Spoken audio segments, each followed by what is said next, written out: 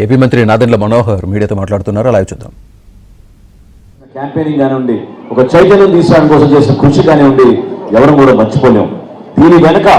దీని వెనక మాతో పాటు మీరందరూ కూడా ఎంతో మనస్ఫూర్తిగా మీరు కష్టపడి కసితో పనిచేశారు.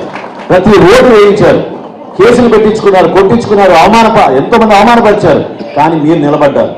మీరు నిలబడిన స్ఫూర్తి ఖచ్చితంగా రాబోయే రోజుల్లో మన రాష్ట్రానికి, మన ప్రజలకి ఒక అంకిత భావంతో మరొకసారి ఈ కలయిక దేనికోసం, స్వార్థం కోసం కాదు, పదవుల కోసం కాదు, ఈ కలయిక కేవలం రాష్ట్ర భవిష్యత్తు కోసం, మన బిడ్డల కోసం, సంక్షేమ అభివృద్ధి రెండూ చేసి అద్భుతంగా మనం ముందుకు తీసుకెళ్దాం. దానికి మీరందరూ కూడా ఆశీర్వదిస్తారని, ఓపికగా చేసే ప్రతి కార్యక్రమంలో కూడా మీరందరూ భాగస్వాములు అవ్వాలని మనస్ఫూర్తిగా ప్రతి ఒక్కరిని కోరుకుంటూ చక్కటి కార్యక్రమం ఏర్పాటు చేసినందుకు వాసుకు, ఇక్కడ ఉన్న కార్యకర్తలందరికీ కూడా నేను ప్రత్యేకంగా ధన్యవాదాలు తెలుపుతున్నాను. ఎప్పుడు కూడా విజయవాడ రాజకీయం నిజంగా ఆంధ్రప్రదేశ్ రాజకీయాలకి ఒక ప్రముఖమైన పాత్ర ఈ గతంలో ఎంతో పోషించారు. ఆ చైతన్యం మళ్ళీ తీసుకురావాలి. ప్రతి ఒక్కరు కూడా పాల్గొనాలి, నిలబడండి.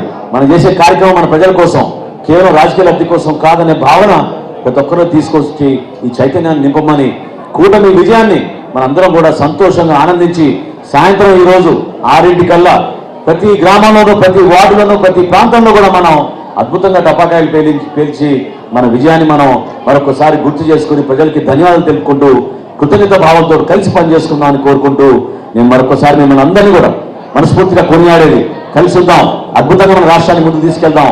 మన నాయకులు పవన్ కళ్యాణ్ గారి సారథ్యంలో మనం చేస్తున్న కార్యక్రమాల్ని నరేంద్ర మోడీ గారు, అదేవిధంగా చంద్రబాబు నాయుడు గారు తీసుకెళ్తున్న మన ప్రభుత్వాన్ని మనం ముందుకు తీసుకెళ్దామని కోరుకుంటూ సెలవు తీసుకుంటున్నాను. జై కూటమి, జై కూటమి.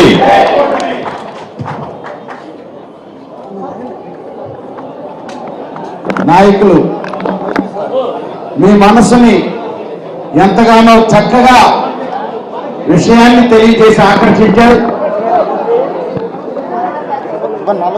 నాయకుల మధ్య ఎంతసేపు ఉన్నా కూడా అది చల్లదనాన్ని ఇస్తుంది. నాయకుల్ని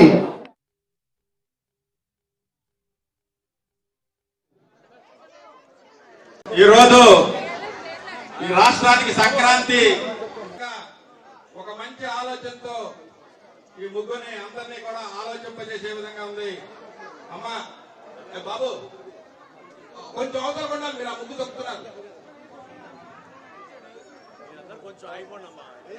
దయచేసి కొంచెం దూరంగా ఉండండి మన కార్యకర్తలు. అలాగే దయచేసి అందరూ కూడా హాల్లో కూర్చోవలసిందిగా కోరుతున్నాం. ఓన్లీ ముగ్గురు వేసిన వారు మాత్రమే. సుపరిపాలనకు ఈరోజు ఈ రాష్ట్రానికి సంక్రాంతి ఒక మంచి ఆలోచనతో ఈ ముగ్గురిని అందరినీ కూడా ఆలోచింపజేసే విధంగా ఉంది. అమ్మా బాబు